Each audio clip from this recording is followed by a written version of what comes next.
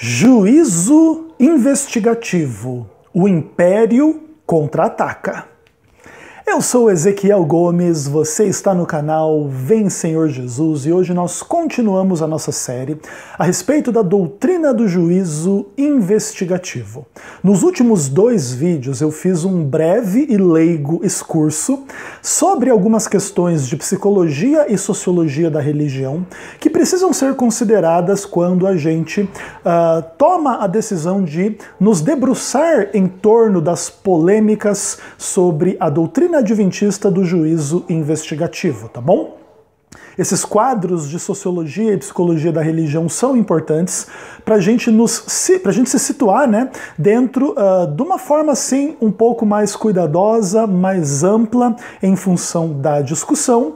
E agora eu vou fazer um pouco de uma aplicação de alguns desses princípios de psicologia e sociologia, aquilo que já disse na parte mais doutrinária da minha série, especialmente agora em relação ao contra-ataque do catolicismo romano, a ideia doutrinária do juízo investigativo de que é o catolicismo romano, a figura do chifre pequeno, do rei de feroz catadura, do rei do norte, da besta do Apocalipse, da prostituta e da Babilônia, lá do último livro da Bíblia, tá? Então agora nós vamos repensar um pouco e repisar um pouco destas coisas à luz de questões de interpretação bíblica, psicologia da religião, sociologia da religião, para a gente compreender melhor o quadro mais amplo da extensa e interessante polêmica na qual a doutrina do juízo investigativo está envolvida. Beleza? Fechou.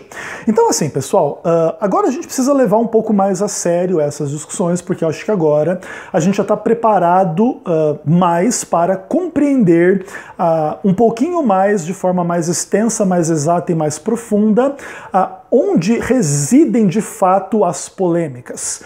E veja, por exemplo, né? Eu vou fazer uma campanha aí no Twitter, no Facebook, no Instagram, levantando a hashtag ingratidão. Por quê? Porque o catolicismo romano nunca veio a público agradecer ao adventismo do sétimo dia por ter desenvolvido a maravilhosa e bíblica doutrina do juízo investigativo. Eu fico chateado. Poxa, que ingratidão, hein, pessoal? Que absurdo, né? Então, o catolicismo nunca veio dizer assim, né? Gente, finalmente, olha que interpretação bíblica fantástica os adventistas trouxeram ao mundo na metade do século XIX. Então agora, finalmente, vamos nos desfazer das nossas doutrinas, do império que a gente construiu aí nos últimos 15 séculos no mínimo, e agora vamos abandonar as nossas escolas, faculdades, todo o nosso sistema educacional católico e vamos botar a placa de educação adventista em toda essa estrutura aí, beleza? Que mais? Vamos nos desfazer dos orfanatos, dos asilos, dos hospitais e vamos colocar uma placa. Hospitais, orfanatos e, enfim, asilos adventistas agora, viu? Parabéns! Todas as empresas católicas, todas as famílias católicas vão se tornar adventistas, as igrejas, as estruturas de mídia, né, TV Aparecida, Canção Nova, sei lá mais o quê. E isso não só no Brasil, no mundo inteiro, tá? Parabéns a todos os envolvidos. O adventismo finalmente triunfou sobre o catolicismo romano. É assim que a coisa funciona em termos de interpretação bíblica, psicologia e sociologia da religião dentro dessa discussão como um todo? É óbvio que não.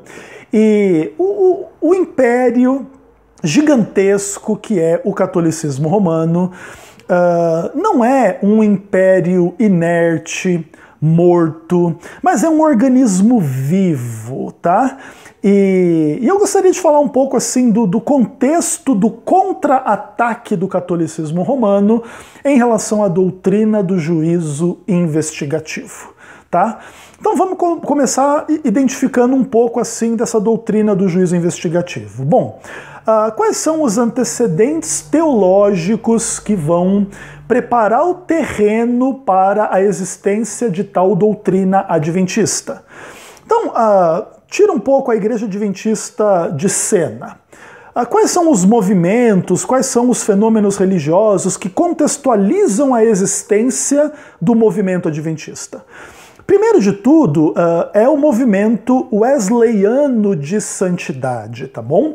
O adventismo bebe de forma muito íntima, de forma muito próxima do wesleyanismo de uma forma geral, tá? Metodismo e coisas nessa direção. Beleza.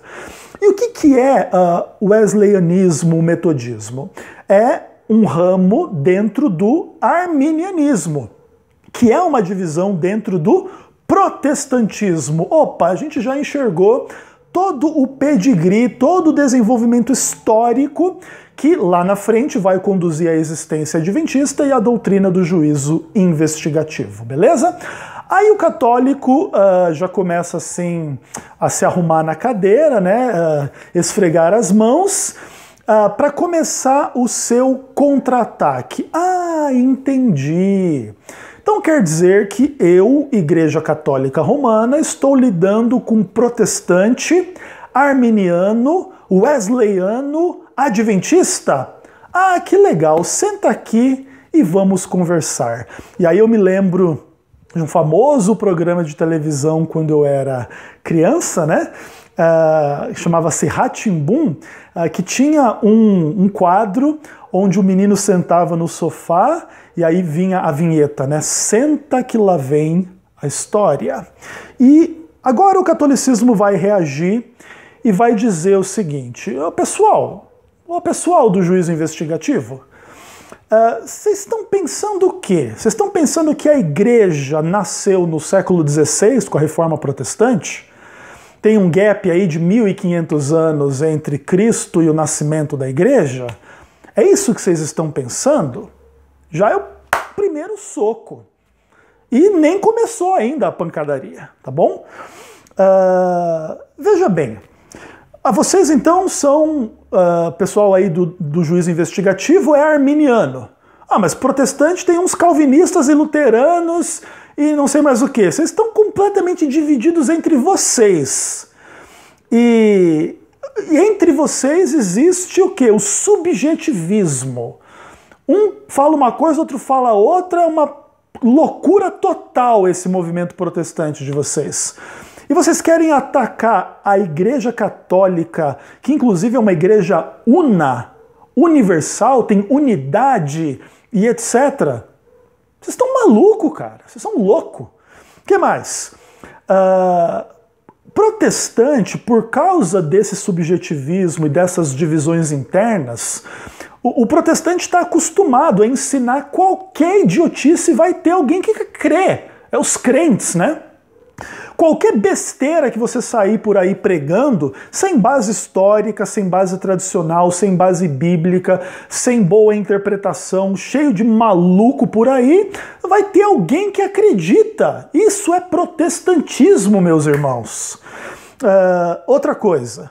Dentro de um movimento dessa natureza, protestante, etc., não existe autoridade, não existe história, não existe tradição ou tradições que sejam de fato dignas de respeito acadêmico, conceitual, que possam ser de fato compreendidos e vistos, enfim, né, na história toda. Vocês não têm autoridade, vocês não têm história, vocês não têm tradição.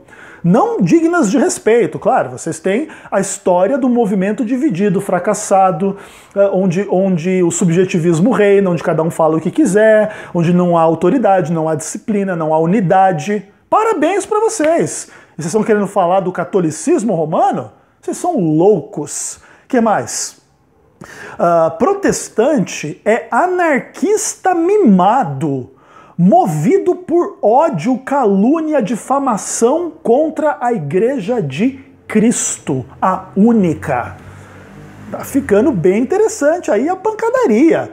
E aí os adjetivos se multiplicam. Protestantes são heréticos, cismáticos, blasfemos, confusos, bando de maluco. E no final das contas, né, dinheiro e poder e grana e falar mal da igreja e não tem tradição, não tem história, não tem nada. Só tem subjetivismo esse treco. Que interessante a discussão. E o império massacrando os coitados dos protestantes. Interessante. Aí o católico vai voltar assim, né, para o lado dele do ringue, vai descansar um pouquinho, e aí vem o segundo round. Além de tudo, então, vocês são protestantes adventistas. Que legal! Que nem o canal do Otário diz, né? Oh, que legal! Quem são os adventistas, mesmo no meio dos protestantes? Uma seita minoritária, obscura, na periferia do protestantismo. Vocês são loucos, cara? Veja bem, compara o catolicismo com o protestantismo. O protestantismo é essa, enfim, massa subjetivista, não uniforme, cada um fala o que quer, faz o que quer, não tem autoridade, não tem história, não tem tradição, não tem nada, qualquer um prega idiotice e os outros saem acreditando. No meio desse movimento ridículo, herético, vocês adventistas são isso aqui, lá na periferia desse negócio, tá? Que esse negócio em si já é uma abominação. Imagina a periferia da periferia da periferia. Esse é o adventismo do sétimo dia, que agora quer desmascarar o catolicismo romano com juízo investigativo. Vai criar vergonha na cara, adventista. Que mais? Os adventistas, eles já nascem no contexto de falsa profecia e falsa profeta. O adventismo já nasce nesse engodo, nesse mar de absurdos, mentirosos, falsos. Tem a falsa profetisa Ellen White, aí você pode jogar um caminhão de críticas em cima da líder adventista maior aí. Agora vocês querem substituir o Papa pela papisa Ellen White? O que importa para vocês aí é isso então, né? Na periferia da heresia, a papisa de vocês aí, vocês querem falar mal o quê? Do catolicismo? Que mais? Os adventistas não entenderam a nova aliança, o Novo Testamento, ainda estão presos à velha aliança, tem um véu no seu entendimento porque nem se converteram ao Senhor, Jesus Cristo, ao Espírito Santo, e por isso os adventistas distorcem a Bíblia, distorcem Daniel, distorcem Apocalipse, distorcem Paulo, distorcem os evangelhos, não reconhecem a autoridade da igreja que foi fundada sobre Pedro e sobre ela as portas do inferno não prevalecerão, ainda que os adventistas tentem empurrar a porta do inferno para prevalecer contra a igreja de Jesus Cristo. E é interessante, né? Além de tudo, os adventistas têm esse historicismo deles aí, de Daniel e Apocalipse, cheios de falsas datas, para defender visões esdrúxulas, equivocadas e que não têm o respeito acadêmico ou teológico nos círculos onde de fato existe, né, o estudo acadêmico e teológico das questões bíblicas de uma forma geral, tá? E tem mais, vocês surgiram no século XIX, a Igreja de Cristo já está quase chegando no céu e vocês estão nascendo? Vocês são uma piada, ó adventistas do sétimo dia. Muito legal, eu encarnei aqui as reações, o contra-ataque do Império Católico, né? Até vou colocar no título do meu vídeo, né? O Império, entre parênteses, católico, contra-ataca. E eu encarnei um pouco desse espírito para vocês começarem a perceber onde que estão as discussões, tá bom? E assim, olha, percebam de fato a enorme força do contra-ataque. Percebam que nesse contra-ataque tem Bíblia, tem história, tem tradição, tem psicologia e sociologia da religião numa ampla perspectiva, numa interessantíssima perspectiva, tá bom? E em cada uma dessas questões, esses fenômenos bíblicos tradicionais, familiares, sociais, psicológicos estão presentes num embate humano extremamente interessante. Eu gostaria de propor que, diante de tudo que eu estou aqui dizendo em relação à doutrina do juízo investigativo e ao contra-ataque do catolicismo romano em função de tal doutrina, gira em torno do tema da autoridade. Além de tudo, o adventismo é um movimento muito pequeno diante do catolicismo romano. Então, de vez em quando, a gente vê os adventistas celebrando um número, mais ou menos assim. Já somos 20 milhões de adventistas no mundo. E isso às vezes é estampado, né, nas nossas revistas, nos nossos materiais denominacionais, nos nossos vídeos, querendo dizer assim, olha o cumprimento da missão que a gente está fazendo. A gente começou lá com meia dúzia de pessoas e somos 20 milhões de pessoas. Olha o triunfo da mensagem adventista, que maravilha. Aí a gente chega diante da questão de que o catolicismo romano tem 1 bilhão e 200 milhões de fiéis, colocando assim em números redondos, né? Então olha que interessante, se nós trabalharmos esses dois números, os adventistas são o dízimo do resto. Tira o 1 bilhão de pessoas da jogada, deixa só 200 milhões de católicos, né? 10% de 200 milhões, 20 milhões. O adventismo é o resto do resto do resto do resto. É um grupinho desse tamanho, é uma gota d'água diante do oceano. E a Igreja Católica, de fato, tem história, de fato, tem tradição, de fato, tem alcance e influência geral no mundo entre as pessoas. E de fato tem a Bíblia, até porque, dirão os católicos, que a Bíblia nasceu com eles e através deles, pela autoridade deles. Tá ficando muito interessante, até porque naturalmente nós vamos avaliar e reavaliar e confrontar essa questão como um todo com a Bíblia. E quando a gente tenta trazer a Bíblia para o debate, o católico imediatamente vai sorrir de orelha em orelha e perguntar, amigão, protestante, adventista, de onde é que você tirou a Bíblia? Em primeiro lugar, tá bom?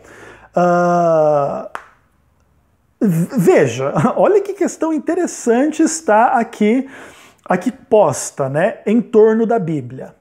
Em torno da Bíblia existe uma história, existe uma igreja. Na produção da Bíblia e na definição do cânon bíblico, existem forças de autoridade, de tradição, de capacidade de interpretação, agindo na comunidade para que o Apocalipse esteja na Bíblia e, enfim, a carta de Agneto não esteja na Bíblia, ou, enfim, inúmeros outros livros considerados aí apócrifos não estejam na Bíblia. Por que a sua Bíblia é do jeito que é? Porque o catolicismo romano assim fez, assim decidiu, assim conduziu a discussão histórica como líder dentro desta, enfim, questão histórica, tradicional, bíblica, de autoridade, de interpretação e de um monte de coisa, tá? Então, todos os temas polêmicos entre protestantes e católicos e etc. estão em torno das próprias questões bíblicas, tá? E agora perceba, toda a retórica do Império Católico está armada e apontada para a cara do sossego, não, para a cara do adventismo do sétimo dia. E aí, no final das contas, qual que é o juízo sobre o adventismo do sétimo dia? Distorção da Bíblia, doença mental da parte de um grupinho absolutamente minoritário. Bíblia, psicologia da religião e sociologia da religião. Todas essas coisas estão aqui unidas dentro dessa discussão interessante, né? E aí o católico vai montar em cima. Olha, adventistas, deixa eu explicar para vocês. Vocês são vítimas do subjetivismo natural do protestantismo, onde não tem autoridade, cada um fala o que quer, faz o que quer e trouxa acredita. E vocês são os trouxas que acreditam, que compraram esta difamação, ódio, calúnia contra a Igreja de Cristo e querem substituir a Igreja de Cristo, e vocês atentam de forma diabólica contra a catolicidade da Igreja, a unidade da Igreja, a santidade da Igreja, as verdades conferidas à Igreja, que inclusive contextualizam a existência da maravilhosa Bíblia, a qual vocês usam de forma distorcida, maldosa e mentirosa para atacar a Igreja de verdade. Caramba, Ezequiel! É só pancada em cima de pancada. Parece que o Mike Tyson entrou no ringue e destruiu o fracote do pastor Ezequiel Gomes. Olha com os bracinhos fininhos aí, se for lutar com o Mike Tyson, tá morto, né? E é mais ou menos aí a imagem que é pintada na mente de alguns. E deixa eu dizer uma coisa muito séria e importante para vocês. Não seria honesto da minha parte trabalhar as questões da forma como trabalhei sem trazer a polêmica. Essa é a polêmica, tá bom? E eu começo a tentar desatar os nós, né? Sem o auxílio da Nossa Senhora desatadora de nós, viu, pessoal? Não é da minha fé esse tipo de coisa. Mas eu vou trabalhar para desatar os nós desta questão como um todo, a partir de alguns reconhecimentos extremamente importantes. O catolicismo romano, conquanto tenha a identidade de anticristo dentro da visão adventista, também deve ser respeitado dentro desse contexto amplo de existência em função de tradição, história da interpretação e de toda uma estrutura em torno da qual o catolicismo romano se desenvolveu e deixou a sua marca na face da terra. Muitas dessas marcas são extremamente negativas, outras são positivas, de maneira que, naturalmente, a análise do quadro não é simples e carrega as suas complexidades naturais, como um movimento da envergadura, do tamanho, da história, da tradição do catolicismo romano, tá bom? Ninguém tem que fechar os olhos para isso ao trabalhar as questões em torno do assunto. E eu queria começar a falar um pouco sobre algumas questões, começando com a Bíblia mesmo, de fato, né? Vai ser na Bíblia que nós vamos encontrar muitas das respostas das questões, até como já coloquei, muitas delas, etc. Mas é muito importante reconhecer, inicialmente, que de fato a Bíblia contém uma história onde a comunidade é extremamente importante e isso tem implicações em função de conteúdo e autoridade do que se crê e do que se prega e do que se ensina, tá? Eu, por exemplo, poderia dividir as duas alianças em torno de duas comunidades, tá?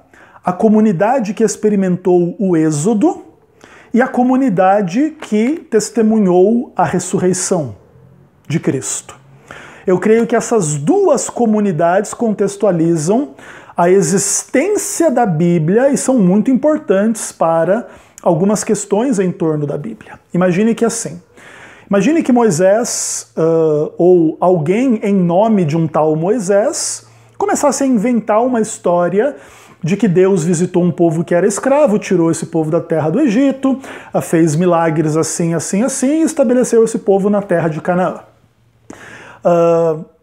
Se tal história não tivesse acontecido, que nível de trabalho este escritor de ficção teria para convencer uma comunidade a acreditar no que ele está dizendo, a copiar a história que ele está contando e proclamar esta mensagem aos filhos e aos filhos e aos filhos dos filhos e dos filhos e dos filhos, para que isso se torne entranhado na mentalidade da própria existência dessa comunidade que vai ser influenciada por essa história. Se essa história fosse inventada, essa história dificilmente chegaria até nós da forma como ela chegou, porque ela está contextualizada numa comunidade. Imagine que, então, existe uma comunidade de escravos no Egito e vem um homem chamado Moisés dizendo que teve um encontro com Deus e vai libertar esse povo, esses milagres começam a acontecer, esse povo vai para o deserto, o mar se abre, eles passam no meio, passam 40 anos, chegam em Canaã, conquistam Canaã e agora contam essa história não como quem conta a história de Star Wars, a história enfim, qualquer ficção da face da terra aí, de Harry Potter, de Senhor dos Anéis, mas conta como a sua própria história. E o israelita, quando vê, por exemplo, Moisés escrevendo tudo aquilo que está acontecendo e vem Deus e fala do santuário e coloca a nuvem de dia e a coluna de fogo de noite e etc, e os milagres, e os problemas, e a água da rocha, e as cobras que picam as pessoas, e toda a treta e todas as coisas e tal, e tal, e tal, e tal, e tal, quando Moisés chega no final da vida e deixa aquele relato escrito, as pessoas que estão ao redor, elas lembram daquelas coisas, elas experimentaram aquelas coisas, elas viveram aquelas coisas. E agora, quando essa geração vai contar essa história para a próxima, elas a contam como realidade histórica da qual elas foram testemunhas oculares.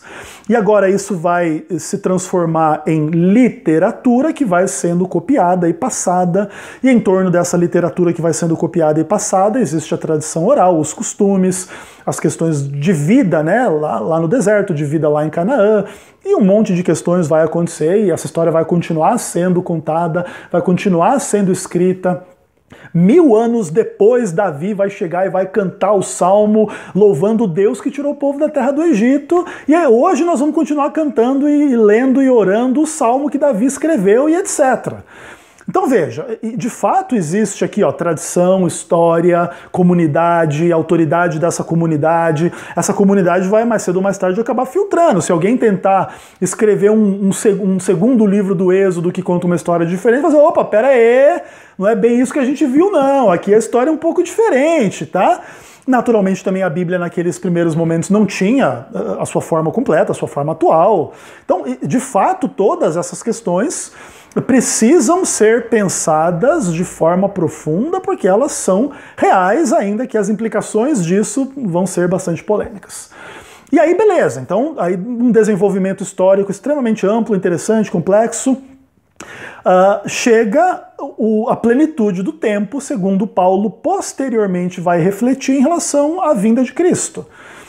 Existe um hiato aí, né, entre o último profeta e Cristo de 400 anos, onde aparentemente a comunicação entre o céu e a terra estão em stand-by, e nasce uma criança numa manjedoura nascida de uma virgem, tá? As implicações da identidade dessa virgem, da relação dessa virgem com o pecado, pertencem em grande parte à imaginação católica, mas que ela era virgem, aparentemente é claro aliás, aparentemente não, é bastante claro nos textos bíblicos, já contextualizando o nascimento miraculoso de Cristo, que já é imediatamente perseguido no contexto do Império Romano, porque nasceu o rei dos judeus, tá? Já uma ameaça política imediata no contexto do seu próprio nascimento. E aí, as imagens lá do Apocalipse, né, pessoal? Não tem muito o que falar, né? Aí o dragão tentou tentou matar o filho da mulher, foi arrebatado para o céu. Aí já nesse contexto todo aí, Cristo já nasceu, viveu, pregou, morreu, ressuscitou e voltou para o céu, tá bom? E o que acontece? A gente não pode jamais minimizar a força da experiência das pessoas que conheceram Cristo e passaram pelos eventos em torno da sua vida, ministério, morte e ressurreição. Toda a nossa fé como cristãos hoje, de alguma maneira, está contida naquela experiência daqueles homens que contextualizou tudo que eles pregaram, ensinaram e fizeram, que contextualiza por que essas coisas chegaram até nós. Por que a gente conhece essa história? Porque um dia quem experimentou essa história foi possuído de tal forma de um espírito que valoriza essa história, que experimentou essa história, que vê essa história, que não pode nem deixar de falar. Esse homem venceu a morte. Além das questões, né, de cura, milagres, exorcismos, que contextualizam aí a vitória de Deus em relação à doença, ao diabo, à morte, ao pecado, enfim, a tantas coisas que oprimem as pessoas. E essa história tem que ser contada por quem experimentou essa história. E naturalmente, antes dessa história virar livro, ela vira conversa, ela vira tradição oral, ela vira bate-papo, ela vira pregação, ela vira um monte de coisa. Você não vai primeiro esperar, né? Ó, Jesus ressuscitou. Não, pera aí, então deixa eu escrever isso aqui, ó. Meu Deus, escreve todo o evangelho. Olha, gente, que tá escrito aqui. Naturalmente não é assim que acontece. No imediato da experiência com Cristo ressurreto, essas pessoas já começam a contar: eu conheci alguém que venceu a morte. E aí, quem é ele? Pô, aquele cara que fazia milagre, que fazia isso, que curava, que fazia isso e aquilo. De repente até vai conversar com as próprias pessoas que receberam milagres. Lembra de Jesus que curou você que era paralítico? Pois é, cara, ele morreu.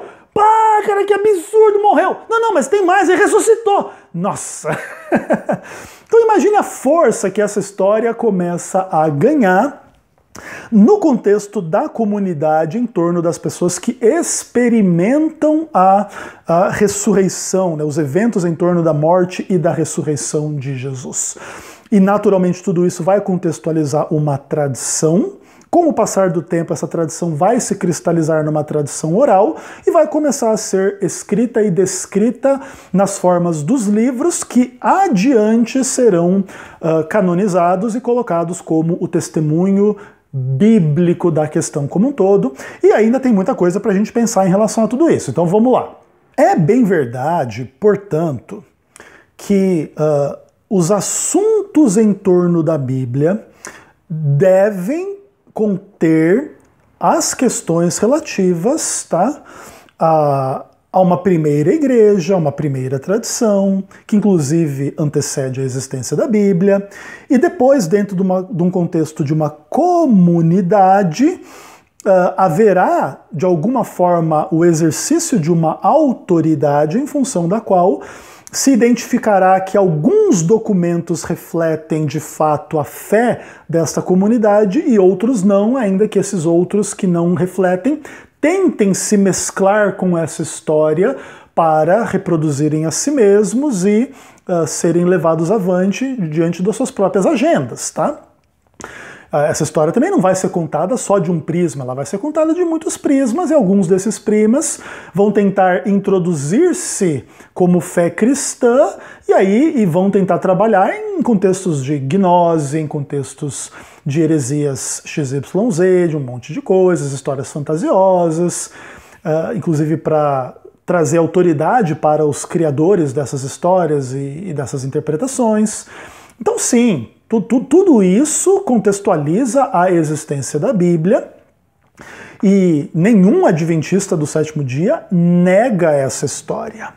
O problema, na verdade, é o uso dessa história para pregar a existência de uma autoridade católica romana que, através de filosofia, tradição, interpretação, magistério e autoridade, se levanta frontalmente contra a revelação em nome das suas próprias tradições e interpretações. Esse é o problema do adventismo com o catolicismo. Não é um problema de que há uma comunidade em torno do Êxodo, de que há uma comunidade em torno da ressurreição, e de que essa comunidade mais cedo ou mais tarde amadurece contando essa história e delimitando o que de fato é a história correta em relação a outras versões. Enfim, olha, existe essa comunidade, então agora essa comunidade é o catolicismo romano, agora então o catolicismo romano é o único que pode interpretar essa história, é o único que sabe ler, é o único que sabe interpretar, e agora as interpretações que o catolicismo romano oferece, em grandes medidas, em muitos pontos, vão além ou ficam aquém do testemunho do que está escrito. Então agora está escrito que a alma é mortal, o catolicismo diz que a alma é imortal, então está escrito que é para guardar o sábado, o catolicismo manda guardar o domingo, o catolicismo diz que pode fazer imagens de escultura, a Bíblia diz que não pode, o catolicismo diz que faz culto às imagens, a Bíblia proíbe culto às imagens, o catolicismo vai pregar um monte de coisas que não poderá ser comprovado como estando na linha desta tradição, que é de fato a tradição em função da Bíblia, tá bom? Essa é a grande polêmica em torno da questão. Não é de que Existem comunidades em torno disso tudo aqui, dando origem ao que hoje a gente chama de Bíblia. Essa não é uma discussão, ainda que naturalmente existam milhões de discussões em torno de crítica textual, a forma original do texto, as comunidades em torno dos textos, quem são os autores desses textos, e aí uma ampla discussão de exegese histórico-gramatical ou exegese histórico-crítica, contextualiza um pouco das discordâncias hermenêuticas entre os cristãos de uma forma geral, inclusive entre os católicos, que muitas vezes vão para um lado realmente do preterismo, por exemplo, em relação a Daniel e Apocalipse, com o qual nós discordamos, vão do lado de usar textos bíblicos para tentar provar a santidade e perpétua virgindade de Maria, e a gente não vai encontrar isso, vão tentar provar a mudança do sábado para o domingo, nós não vamos encontrar isso, e etc. E ao mesmo tempo em que nós não vamos encontrar esses elementos todos como sendo, vamos pensar assim, legitimamente possíveis de serem tratados como estando na linha da tradição cristã, nós ainda vamos encontrar os textos bíblicos que vão condenar quem coloca a sua tradição acima dos mandamentos, quem muda a palavra de Deus em mentira, e etc. E aí todas as imagens, Daniel e Apocalipse, em relação ao chifre pequeno que muda a lei de Deus, a besta do Apocalipse, a prostituta que está bêbada com sangue das testemunhas de Jesus, e no curso dessa história católica toda, tem toda essa abominável história de cruzadas, de guerras, de inquisição, de maldade, de tortura e de um monte de coisa. Então, veja bem. E é interessante que os católicos nessas horas, eles tentem relativizar tudo isso. Não eram bem assim, essas pessoas que foram mortas era tudo herege, meio que tipo assim mereceram. E de fato alguns eram hereges mesmo de fato, mas e aí? É herege, eu vou mandar matar e torturar, então vou começar a matar e torturar quantas pessoas aqui É complicado, entende? Enfim. Então assim, olha pessoal, qual que é assim realmente a questão de fato, né? As questões bíblicas de psicologia e sociologia da religião contextualizam as polêmicas e a gente precisa entender todas elas para nos situar nas questões. O Adventismo do Sétimo Dia reconhece ser um grupo minoritário, reconhece ser um grupo marginalizado em função de pretensas ortodoxias protestantes e católicas, e aí o Adventismo tem a sua própria ortodoxia. Ponto. E aí a discussão de qual ortodoxia é correta ou não remonta não só ao tema da autoridade, mas ao tema da própria Bíblia. E nós encontramos na Bíblia a nossa fonte de autoridade. Se algum católico, se algum evangélico encontra em Calvino, em Armínio, em não sei quem, aí em Valdomiro Santiago, outra autoridade, aí é outra questão. Mas, enfim, nós encontramos a nossa autoridade na Bíblia. Apesar de sermos acusados em função de Ellen White, essa é uma amplíssima discussão, o fato é que a própria Ellen White, como autoridade dentro da nossa igreja, moveu os nossos interesses e as nossas atenções à Bíblia. Então vai para a Bíblia defender o que você crê. É o que Ellen White ensinou. Se alguém faz diferente, vai para os escritos de Ellen White defender aquilo que crê, aí já simplesmente é uma rebeldia em relação ao que Ellen White ensinou. Mas enfim, é uma ampla polêmica que pode ser trabalhada, mas que precisa também ser contextualizada minimamente aqui para querer dizer o seguinte: independentemente das amplas questões de discussões em torno de psicologia e sociologia da religião, através das quais o catolicismo fortemente contra-ataca, a Bíblia se torna meramente um instrumento desse contra-ataque. Tá? Então o catolicismo faz uma interpretação preterista de Daniel 8. Diz que o chifre pequeno é Antíoco Epifânio. Inclusive um monte de protestante aplaude e concorda. Parabéns, viu pessoal? E etc. E agora, usa-se, por exemplo, essa questão. Então o adventismo é uma besteira porque tenta fazer o catolicismo ser o chifre pequeno de Daniel 8. Isso é uma interpretação falsa que não tem autoridade acadêmica dentro das nossas cátedras protestantes e católicas, que agora acabam se tornando a mesma coisa em relação à interpretação de Daniel 8. E enfim, acabou. E agora a exegese bíblica é uma mera... é um mero instrumento dessa discussão mais ampla de psicologia e sociologia da religião para fazer o adventista ou o adventismo estarem acuados em função dos estigmas sociológicos e psicológicos lançados sobre eles. Eu acho que aqui a gente começa a compreender um pouquinho melhor a natureza dos ataques e contra-ataques em função da doutrina do juízo investigativo e do catolicismo romano, tá bom? Muito mais coisas poderiam ser ditas a respeito dos temas aqui trabalhados em perspectiva, mas creio que esse vídeo é suficiente para dar uma visão mais clara, mais ampla e mais profunda de uma gravíssima discussão teológica entre adventistas e católicos, tá bom? E aí alguém pode pensar, Ezequiel, então eu entendi, beleza, então o juízo investigativo é uma doutrina anticatólica. Sim, é verdade. Então quer dizer que o juízo investigativo é aceito por todos os protestantes e tá tudo bem, a doutrina é 100% protestante. Bom, preciso dizer para vocês que não é exatamente assim, mas a gente vai falar disso no próximo vídeo.